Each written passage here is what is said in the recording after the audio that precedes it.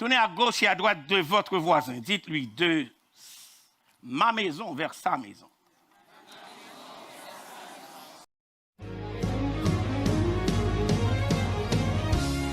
On répète le modèle de ma maison vers...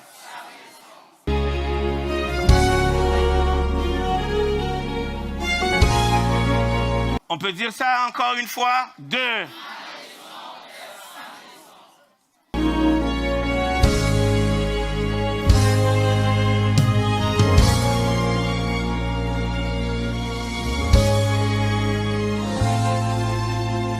Je vous demanderai de tourner vos Bibles avec moi, je vais prêcher long. À Genèse chapitre 28, oui, j'entends les amens faibles, j'entends. À Genèse chapitre 28 que nous avions lu tout au cœur du service.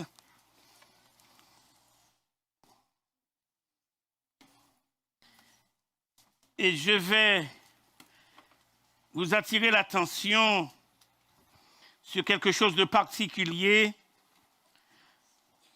à Genèse chapitre 28, verset 16.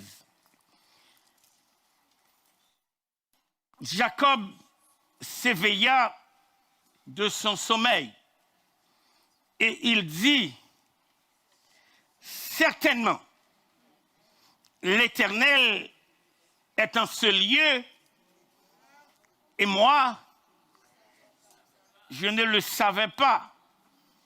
Drôle de chose, la même attitude qu'Adam, il eut peur.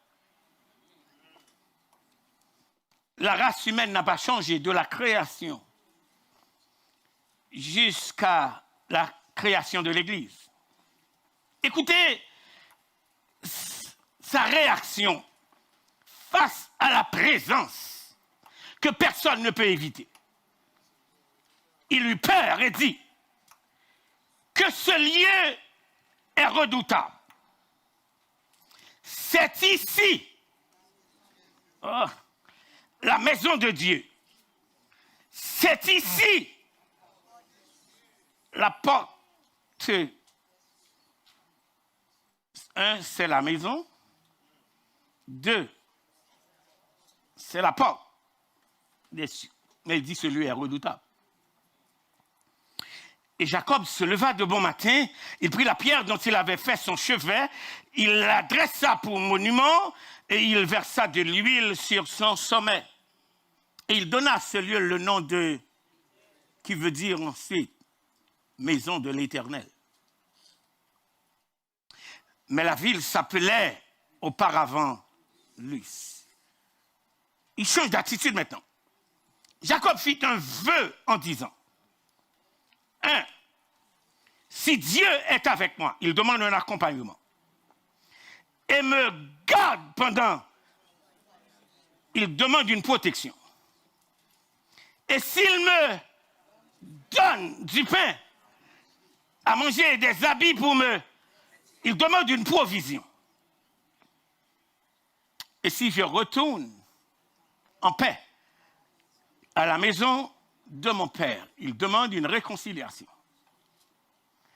Et il dit, alors l'Éternel sera mon Dieu et cette pierre que j'ai dressée pour monument sera Philadelphie, et je te donnerai de tout ce que. Tournez à gauche et à droite de votre voisin, dites-lui de ma maison vers sa maison. Je ne vous entends pas. On répète le modèle de ma maison vers. On peut dire ça encore une fois. De. Je vais répondre à une promesse que j'avais faite, un message que j'avais commencé de prêcher pendant la conférence de l'Action de grâce. C'était jeudi soir. On m'a demandé de le reprendre en dimanche matin. Et aujourd'hui, je m'acquitte d'une promesse. Frères et sœurs, la défection de la maison familiale n'est pas due à l'évolution des civilisations, des peuples et des cultures. On n'assiste pas à la déstabilisation de la maison, de la famille, parce que les temps sont révolus. On passerait à côté si l'on penserait que les divorces qui se multiplient, la déchirure entre parents et enfants, le gouvernement qui s'ingère dans les affaires familiales, et aujourd'hui, l'agenda homosexuel et aussi le transgenre, c'est comme si c'est choses qui viennent de naître. Détrompez-vous. À l'un de mes premiers sermons, je vous avais dit qu'au moment de la création de la famille, écoutez les paramètres que j'avais évoqués, il était le psychologue qui adressait la problématique de la solitude. Dieu a créé l'homme dans l'immensité de sa sagesse. Après l'avoir créé entre le Adahama de l'hébreu et le Adama qui veut dire premièrement genre humain et homme, c'est deux choses différentes. Il n'est pas bon que l'homme fasse en sorte que la solitude est anti-Dieu. Vous commencez à perdre l'église de la bonne heure. La problématique, c'est parce qu'on est ensemble, on vit dans la même maison, mais on est seul.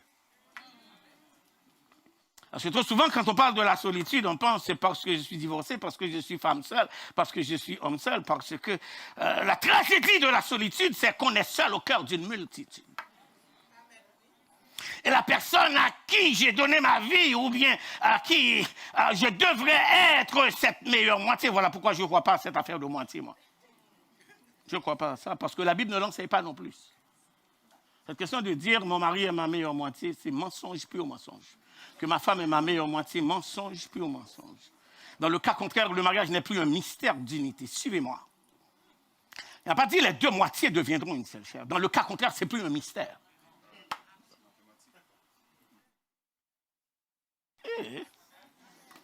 C'est les deux. Et voilà pourquoi la problématique devient plus sévère, parce que c'est deux vies, c'est deux caractères qui s'engagent pour devenir un. Ce n'est pas pour être un, c'est un processus. En sorte, entre ce que nous appellerons difficultés, ou bien que nous appellerons quoi, les animosités, que nous appelons les écarts de caractère, même quand on aurait épousé, comme c'est dans le cas des musulmans, sa cousine, sa sœur de loin. Les incompatibilités de caractère constituent les piliers même sur lesquels on bâtit un mariage.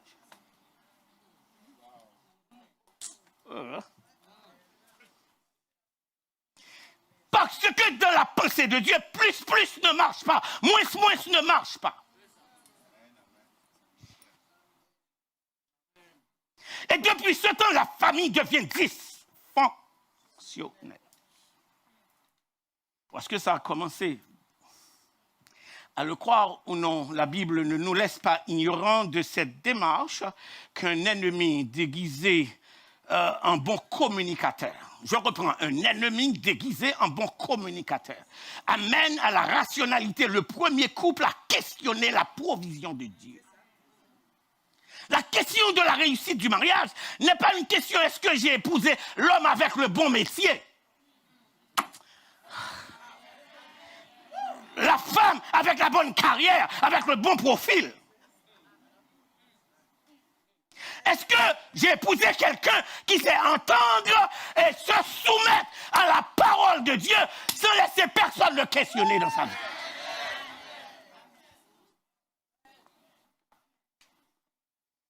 En sorte qu'aujourd'hui, la psychologie fait argent. Ah oui. Si vous voulez avoir un métier qui donne de l'argent ces derniers temps, allez apprendre un petit peu de psychologie. D'ailleurs, dans mon temps, quand j'étais au séminaire, on ne recevrait pas de diplôme de gradué, que ce soit maître en théologie, que ce soit maître en divinité. Pour atteindre le doctorat, vous ne prenez pas leur diplôme sans un cours en anthropologie, de la religion et la psychologie chrétienne. Ça a commencé avec un étui qui est entré, qui n'a pas questionné l'harmonie entre les deux, qui a questionné la provision de Dieu pour leur vie, pour réussir leur maison. Frères et sœurs, le texte biblique commence pour dire que Dieu, non seulement a eu dans sa tête cette merveilleuse idée d'amener l'homme sur la terre, il plaça dans un environnement. Donc le mot Éden, c'est ça, c'est un environnement bénissant. Ce n'est pas le jardin qui était béni, c'est l'environnement dans lequel se trouvait ça. Et cet environnement, le mot Éden veut dire bonheur. Et ça fait difficile pour mon gâter qu'aime. That's my name. Je le porte, je le vis et j'en suis fier. De ce que mon papa m'a rappelé que Éden était à moi. En sorte que, écoutez ça. J'aimerais que les hommes de l'église m'écoutent. Si on amène qui est mesdames, yo kembe amen non. J'aimerais vraiment avoir un amen masculin pluriel. L'homme que Dieu a placé dans cet environnement de la présence de Dieu, du bonheur et du bien-être, c'est un homme qui vit dans un quotidien de la présence de Dieu. 2, c'est un homme qui a le sens de responsabilité de cultiver le jardin qu'on lui a planté. Oh. Et troisièmement, c'est un homme qui peut regarder sa femme en face et dire, voici celle qui est os de mes os et chair de ma chair. C'est cet homme qui n'est pas bon qu'il soit seul. Oh, dans nos garçons dit, oh!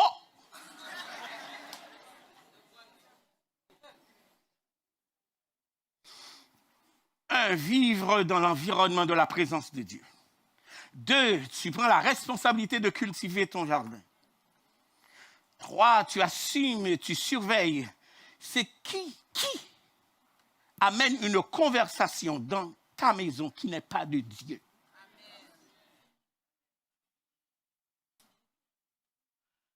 La Bible a dit, cet homme ne doit pas être seul. Dans le cas contraire, arrange-vous pour seul.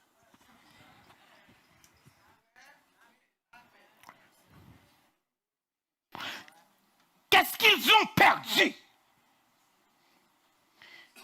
La problématique, c'est parce qu'on a toujours cette difficulté de se demander, c'était la femme qui l'a séduite, mais la femme qui l'a séduite avait son mari auprès d'elle. Et Dieu lui a donné la responsabilité de surveiller, de cultiver. Ouais, me dit non, mais la gamine, hein, me dit non, ça me dit non.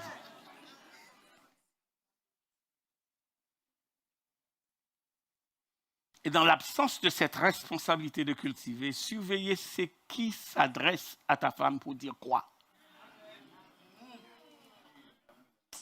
Oh. Bon, j'ai ici à gagner avec jaloux, regardez, au pas dit amen dans le message.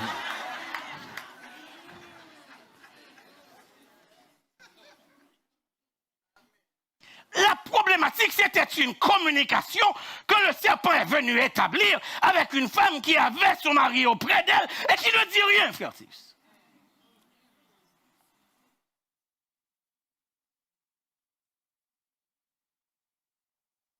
Qui pisait?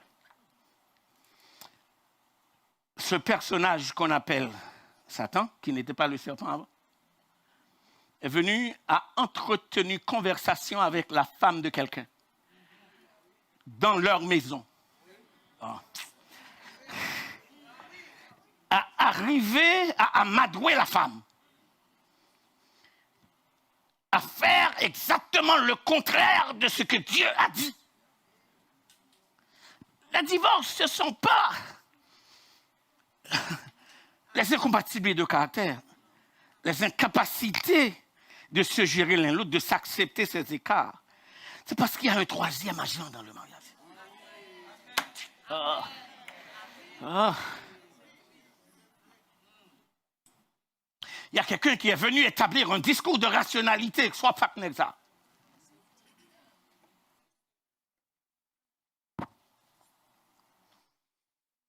Pourquoi tu ne le laisses pas? Soit fille ça.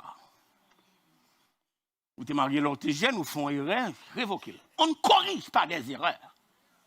On corrige des fautes. Est-ce que l'église attendait samedi? corrigent des fautes. Qu'est-ce qu'ils ont perdu? Suivez ça. Le Seigneur les en avait avertis que le jour où tu en mangeras, écoutez ça, le jour chronologique où tu en mangeras, consommation, tu mourras. L'autre consommation.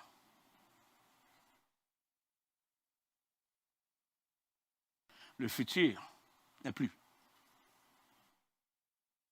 La difficulté devient plus sévère quand on comprend que le langage de ce monsieur, qu'on appelle le serpent, qu'on appelle Satan, il a eu le temps non seulement d'amadouer la fille, et je me demande que faisait Adam à côté de cette femme-là. Et qui plus est, a convaincu la femme de toucher. Le texte biblique dit, elle en prit, elle en mangea, et elle en donna. Il y a des gens qui ont grand goût, même la caille.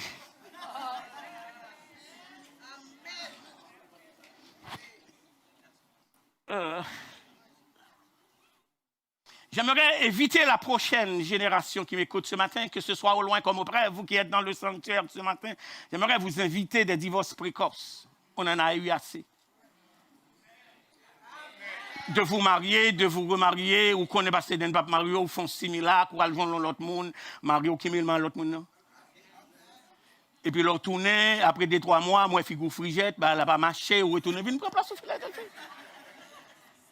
Et bien, nous, je sais qu'à souffrir coulière parce que bon Dieu te dit nous non. Et vous ne pouvez même pas parler de cette souffrance-là. Vous avalez la pilule amère envers et contre. La difficulté que présente ce texte, c'est que cette défection continue.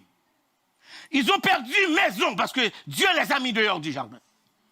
Ils vont enfanter dans la douleur. Leur fertilité devient chose à questionner parce qu'après 1 ou 2 césariennes, la femme se demande est-ce que je dois protéger mon corps ou m'exposer à la mort pour avoir un autre enfant. Parce que tu enfanteras dans la douleur.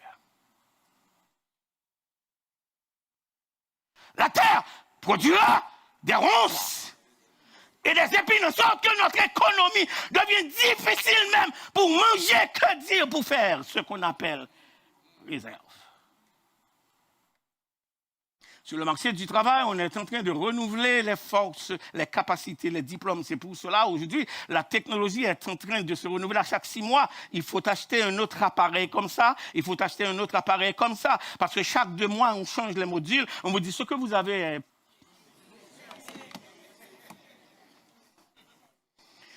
Et dès qu'on voit que vous avez une petite somme d'argent en banque, on vient vous voir. On fait comme si nous racontions ça m'a parlé. On vient vous voir.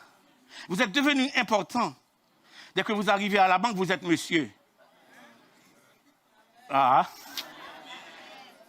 Vous êtes madame. Ce n'est pas une question de caractère, ce n'est pas une question de ce que vous êtes. C'est ce que vous possédez. En sorte que nous sommes dans cette compétition d'acheter la plus grosse maison, la plus belle voiture, d'habiter le plus beau quartier. Aujourd'hui, la domotique fait évolution pour ne pas vous donner une clé, mais un code.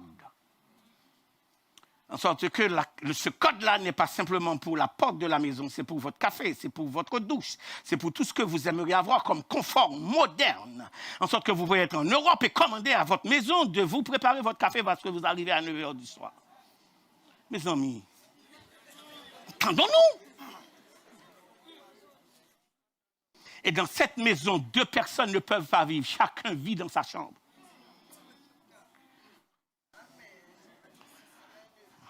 Dans cette maison, on se rencontre, mais on ne se voit pas. Dans cette maison de confort, on se croise, mais on ne se salue pas.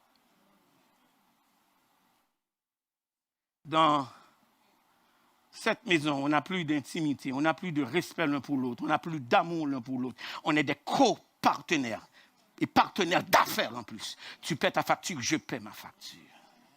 Nous connaissons pas tant d'amen, nous qui mêlons avec nous.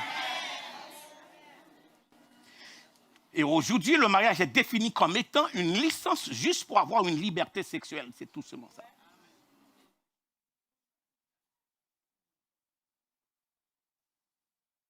La défection continue. Ils ont perdu maison. Je vais vous dire quelque chose que vous trouverez drôle. Ils ont perdu maison, finances affectées, futur affecté, fertilité affectée. Ils n'ont pas pu se préserver cette demeure, ce petit jardin, cet environnement. Ils ont perdu de la présence de Dieu. Maintenant, ils vont essayer d'installer le jardin ailleurs.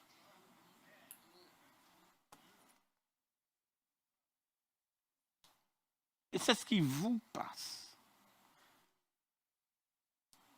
Vous épousez avec cet homme, ça ne marche pas, vous allez essayer d'installer le jardin ailleurs. Vous épousez un autre homme. Vous épousez une autre femme.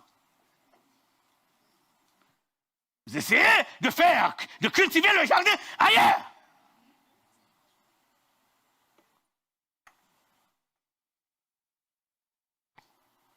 Que la première génération a commis le premier crime de l'humanité. Quand la famille est dysfonctionnelle, les enfants ne peuvent pas réussir non plus. Écoutez ça, c'est pas la réputation de l'école où vous envoyez votre enfant qui fera la réussite de votre enfant. Tant mieux si vous pouvez vous procurer l'éducation la plus soignée à votre enfant. C'est votre responsabilité. Ça n'empêcherait pas leur échec. Dans le cas contraire, il n'y aurait pas d'intellectuels en prison. Ah. Des avocats en prison, des médecins en prison, des agronomes en prison, des ingénieurs en prison, des hommes qui ont toute la formation intellectuelle, qui se forment une plateforme de carrière réussie, mais qui n'ont pas de moralité, qui n'ont pas de dignité de personne.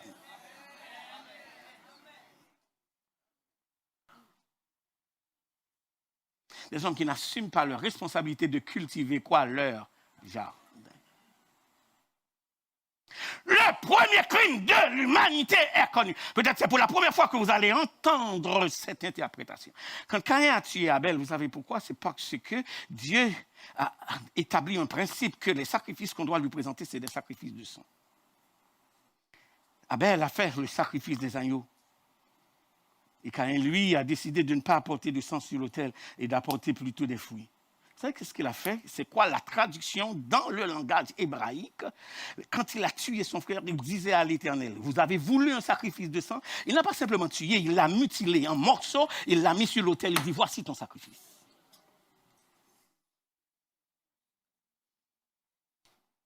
Le désordre familial n'est pas simplement un mari irresponsable, n'est pas simplement une femme qui n'écoute pas la voix de son Dieu. Mais c'est aussi des enfants qui sont devenus des révoltés contre parents et contre Dieu. Oh. Des enfants qui se sont révoltés contre les parents, contre leurs frères et contre Dieu. D'où l'athéisme.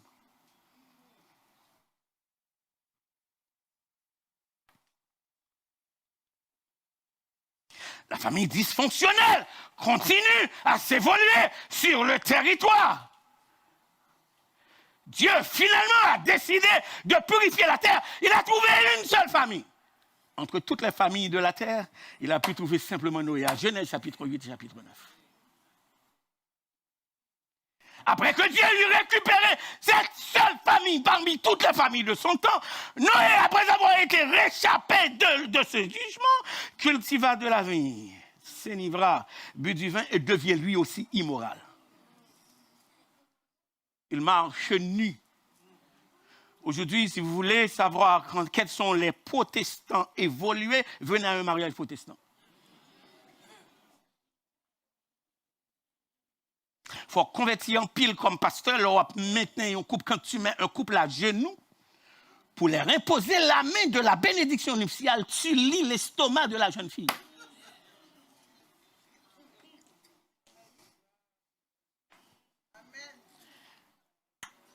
Je ne peux pas continuer, mais ça là tout le temps, je n'ai pas une réponse qui me besoin. Nous malhonnêtes trop. Vous vivez la chose et puis le Seigneur vous parle de la chose et pas moi-même, il a parlé, papa.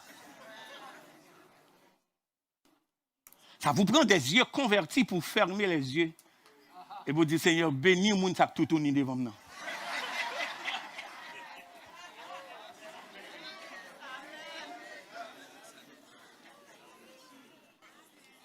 Et qui plus est, ils vous disent que le mariage, c'est une activité sociale. Elle n'a rien à voir avec religieux. Dites-moi quand est-ce que le gouvernement a initié la famille? Dites-moi quand est-ce que la culture a dit que maintenant on va pouvoir, entre l'anthropologie et la théologie, on va pouvoir faire le renversement. Et maintenant, entre ce que nous appelons, suivez-moi Philadelphie, entre ce que nous appelons les mariages naturels et les mariages religieux et les conjoints de fait, c'est quelles sont les différences? Laissez-moi pénétrer le texte biblique avec vous. Les psychologues prétendus chrétiens disent que le mariage religieux n'existe pas avant le mariage naturel. Où est-ce qu'ils ont pris le texte biblique pour défendre ça? Ils enlèvent le Dieu les bénit. Ils prennent plutôt le texte, l'homme quittera son père et sa mère et s'attachera.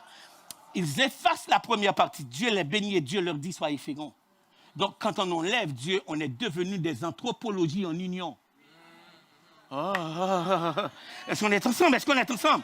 Un produit de l'anthropologie. Et ainsi, nous formons notre petite société. Et le Québec et le Canada, suivez-moi, l'appel des conjoints de fait. Mais c'est ce que, aujourd'hui, les théologiens libéraux appellent le mariage naturel.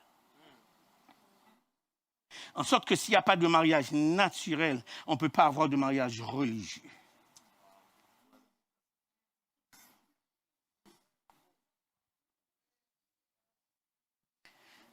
Et ils font parler la Bible à leur façon. En sorte que, suivez-moi, il n'est plus le psychologue qui a adressé la problématique de la solitude. Il n'est plus le chirurgien qui a opéré l'opération. Il n'est plus le papa qui a présenté la jeune fille. Tout ceci disparaît aujourd'hui. La jeune fille au jeune homme.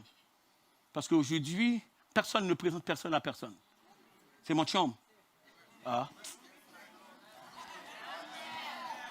Si vous n'êtes pas d'accord, couchez de côté. On sort ensemble. Je reprends, il n'est plus le psychologue qui a adressé la problématique de la solitude. Il n'est plus le chirurgien qui a opéré l'opération en sorte que ta blessure est encore vive parce que tu maudis le jour où tu as rencontré cet homme. Parce que les jours que l'on vient veiller, on dit « What the »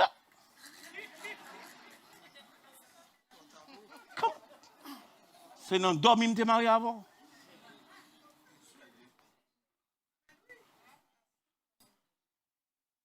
Il n'est plus le papa qui présente. On a perdu la décence de la maison. Quand un jeune homme voit la fille que tu as forgé toute ton économie pour éduquer, et puis il vient sortir avec elle à 10 heures du soir, il m'a dit sort la grand monde.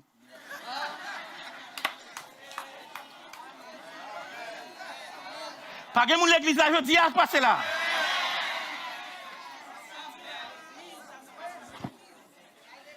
De ma maison, sa maison. Dieu a perdu la maison en Éden. Il a perdu la maison de Noé. Il a perdu la maison d'Abraham qui est arrivé dans un milieu. Le papa de la foi a dit que sa femme c'était sa sœur.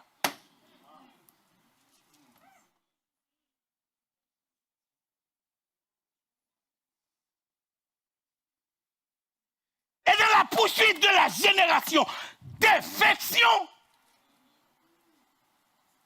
dans la maison s'installe la maison de Jacob, le père génétique de la nation. Abraham, je m'excuse, est le père génétique et spirituel en même temps, mais Jacob va devenir le nouveau père spirituel de la nation parce que c'est lui qui va épouser cette relation avec Dieu. Tu as lutté avec Dieu. Une nouvelle alliance est faite en Jacob. Est-ce qu'on est avec moi? Mais la problématique devient, c'est que cet enfant grandissait pour convoiter ce qui est bien. Parce qu'il fallait être premier pour jouir des bénédictions patriarcales. Écoutez la dysfonctionnalité de cette famille. Je vais le dire en créole. Yon petite qui ouait bien papa, qui ouait bien maman, qui connaît dans position, pas besoin de faire effort pour le jouir. Parce que ça lui revenait de droit. Il est le premier né de l'homme. Est-ce que l'exemple avec moi? Mais l'autre sait que rien ne lui appartiendrait. Il faut lutter pour avoir quelque chose. Tandis que celui qui a droit à cette bénédiction, frère Darius, le méprise. Celui qui n'y avait pas droit, le convoite. Suivez-moi, il y a aussi un conflit de préférence entre parents et enfants. Le conflit de préférence, c'est que la mère aime le second, le père aime le premier. Et voilà pourquoi si Dieu ne croise pas ses bras pour m'amener au calvaire, Israël sera toujours le premier. Oh, aïe, aïe. Je reprends, si Dieu ne croise pas ses bras, le docteur Fitzfontus dirait que la croix est un signe plus. Donc on ne sait pas qu'à camper, dim kavin kai, bon Dieu, parce que bon Dieu te croisé, mais...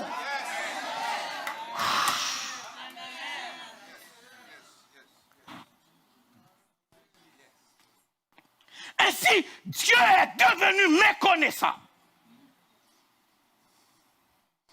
Culture, civilisation, évolution. Ajoutez à tout cela, défection. J'ajoute à cela, compétition.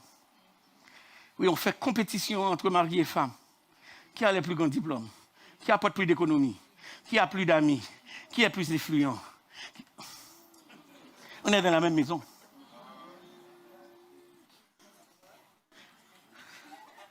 Et dans cette manigance d'autorité, de mauvaise interprétation de chef, on devient des bourreaux de la maison.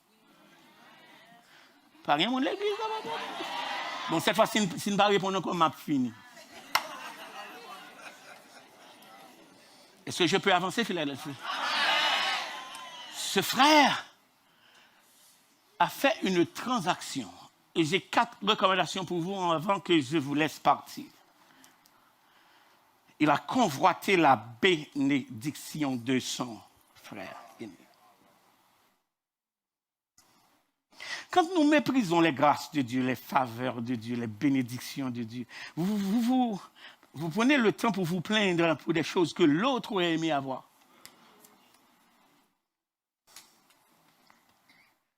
Aujourd'hui, on perd plus de temps à faire des stratégies pour diviser la maison de Dieu que pour la garder unie. Avant, vous m'avez parlé de Philadelphie. Dieu m'a envoyé pour faire ici une révolution. Dans la maison de Dieu. Et qui bizarre, il y a un ancien avec, il y a un diacre avec, il y a un pasteur avec. Avec nous, il m'a parlé, avec nous, il m'a parlé. Il y a un chef de département avec. On est venu révolutionner la maison. Jacob, convoitant la bénédiction de son frère, savait que ce n'est pas chose facile à admettre. Il profitait d'un besoin biologique du frère pour proposer une transaction et de faire un transfert. Écoutez ça.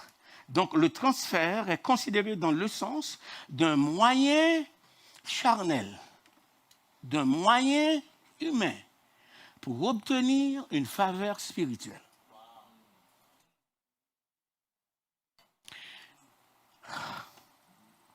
D'un moyen charnel, d'un moyen humain et même malhonnête. Intention mauvaise.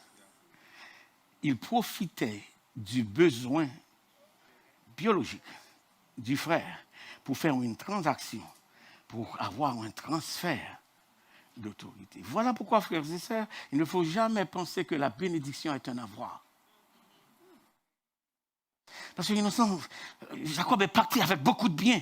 À un moment de la durée, il ne pouvait plus même compter ses biens. Mais il n'est pas en paix. Suivez ça. La transaction qu'il voulait faire, écoutez ça, il voulait acheter la bénédiction avec un plat de lentilles. Il n'y a pas d'équilibre. Vous comprenez pourquoi ça, vous ne pouvez pas parler, oui? Parce que vous vendez cette identité pour une télévision. Vous le vendez pour payer un loyer. Vous le vendez pour ne pas perdre votre maison. Pour garder l'hypothèque en place. Vous le vendez pour changer la voiture. Vous le vendez pour avoir une promotion au travail. Quel est votre plat de lentilles ce matin? Il y a des choses qui ne sont pas vendables.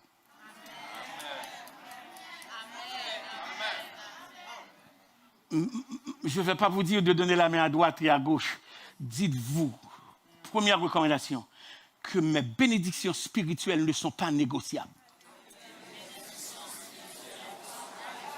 Vous le dites encore une deuxième fois, que mes bénédictions spirituelles ne sont pas. Béni soit Dieu le Père de notre Seigneur Jésus-Christ qui nous a bénis, qui n'est pas qui nous bénira, mais qui nous a. Quand on m'a marché, nous sommes bénis de la tête aux pieds. Moi béni de la tête, moi béni dans le brain, moi béni dans même, moi béni dans le cœur. Je côté pour me railler parce que je béni dans le cœur. Je côté pour m'interpeller l'intelligence parce que je béni dans le cerveau. Tout ça m'a béni parce que je n'ai pas fait mauvaise transaction avec même.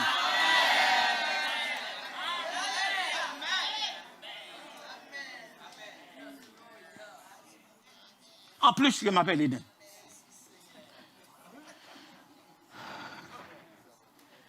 Les bénédictions spirituelles ne sont pas en aucun temps. En aucun temps. En aucun temps. En aucun. Privation ou non. Misère, raseur.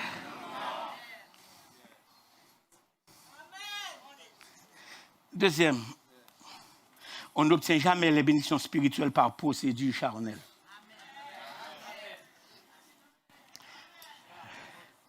On n'obtient pas les bénédictions spirituelles par des procédures charnelles. Méfiez-vous de cet téléévangéliste qui vous dit, si vous m'envoyez une somme d'argent, le Seigneur va faire ça, le Seigneur va faire ci, le Seigneur va faire ça.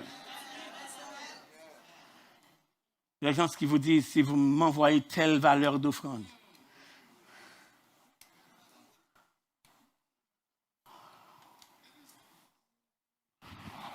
Dieu n'est pas un vendeur de bénédictions. Qu'est-ce que je viens de dire?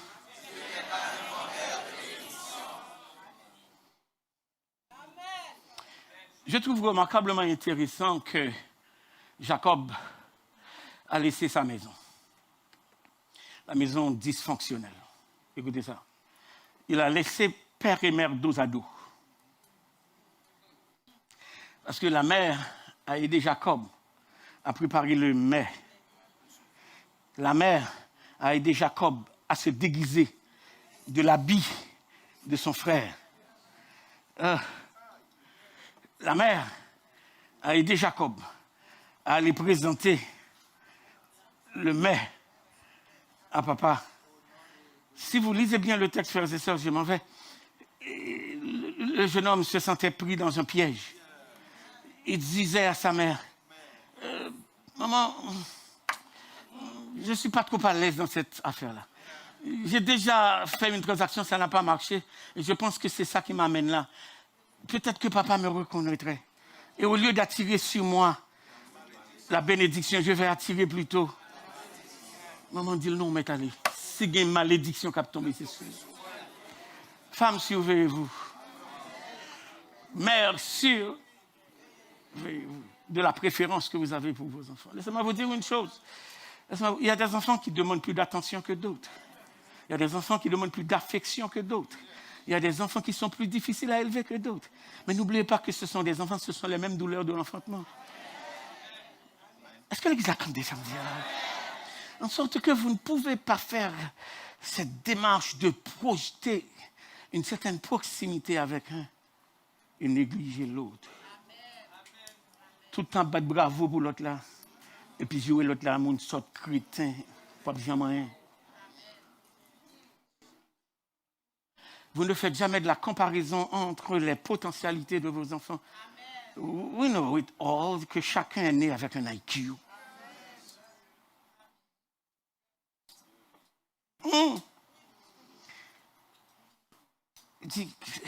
La mère disait au fils, s'il y a une malédiction, que cela retombe. Je vais vous dire une chose avant d'aller vers les deux dernières. L'intention de Jacob, c'était de sortir de la transaction qu'il a faite. L'Église comprend ce que je dis? L'intention de Jacob, c'était de se séparer finalement. Mais les intentions de Rebecca étaient mauvaises.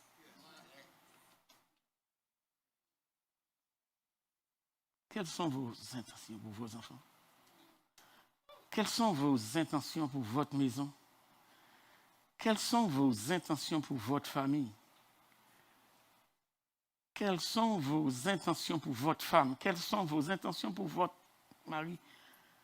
Quelles sont vos intentions pour votre futur? Quelles sont vos intentions pour améliorer votre économie? Quelles sont vos intentions pour empêcher la fertilité?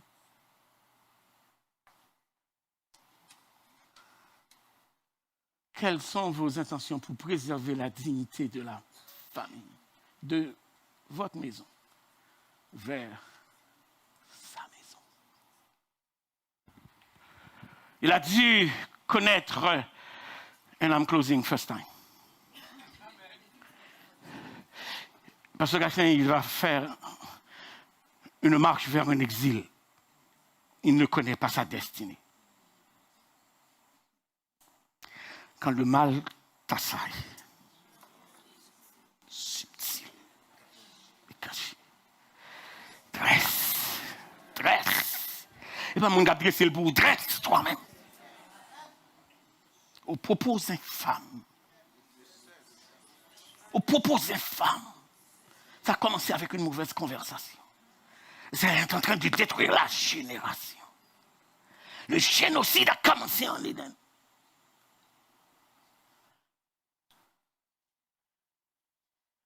Aujourd'hui, nous perdons territoire, nous perdons temple, nous perdons maison, nous perdons famille.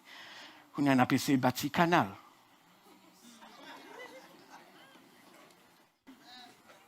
Nous bâti canal, nous n'avons pas qu'à institution. Nous bâti canal, nous n'avons pas qu'à mettre sécurité sous territoire.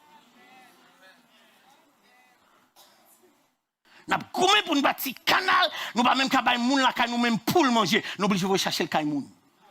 Nous avons bâti canal. Nous avons bâti canal, nous n'avons pas préserver l'université, nous n'avons pas préserver l'école, nous n'avons pas préserver les médecins. Depuis là, nous venons assassiner les gens, nous assassiner n'importe qui. Et puis nous avons bâti.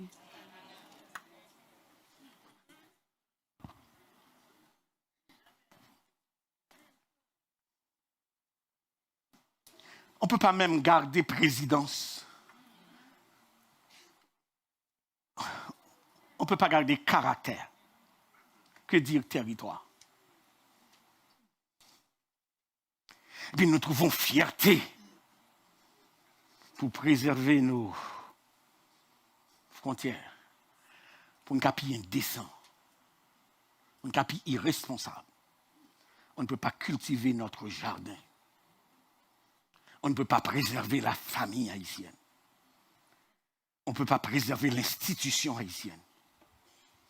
On ne peut pas préserver un état de droit chez l'Haïtien. Mais on a beaucoup pour nous bâtir.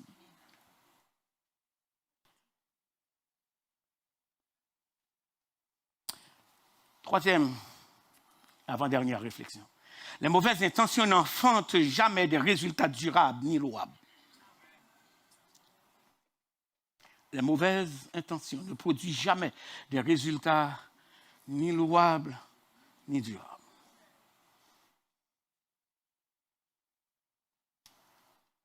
Jacob est arrivé à un lieu où il va passer la nuit. Chorale, écoutez ma voix. Il est sorti d'une maison avec un toit sur la tête, un lit pour coucher. Il avait la jouissance de la maison et qu'il pouvait même négocier, placer quelqu'un qui avait un peu de richesse, même chez lui. Il est rendu à ce carrefour de sa vie, docteur Michel, qu'il n'a pas ni toit pour se préserver, ni lit pour se coucher. Rien dans la poche, rien dans la tête, rien dans le ventre, et rien sûr. Il a tout négocié. Dans ce voyage, écoutez ça, il a laissé sa maison. Mais il ne savait pas qu'il allait atterrir.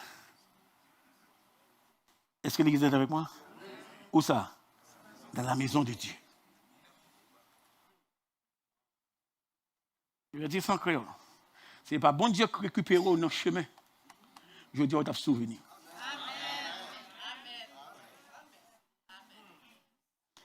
Qui me relève, que le Seigneur vous bénisse abondamment. Pasteur, c'est quoi le quatrième? Les privilèges des autres ne sont pas des sources d'intimidation ni de motivation pour nous engager à forcer la main de Dieu pour une fausse bénédiction. Dieu bénit en son temps. Dieu bénit à sa façon. Dieu bénit qui il veut. Quand il veut. Et pas papa qui bénit, et pas maman qui bénit, c'est bon Dieu croisé mais qui fait me bénir. C'est qu'il y a un monde qui te bénit matin, campé dit bon Dieu, c'est où que lever dans chute. C'est où que lever dans détresse, c'est où que lever dans l'aime de faire ça, pas ça, dans mauvaise intention. Qui me relève, frère, si je viens et nous conduit, j'ai changé le cantique à la fin. Non, mais je suis pas sûr, innocent vient et terminé par la prière et la bénédiction.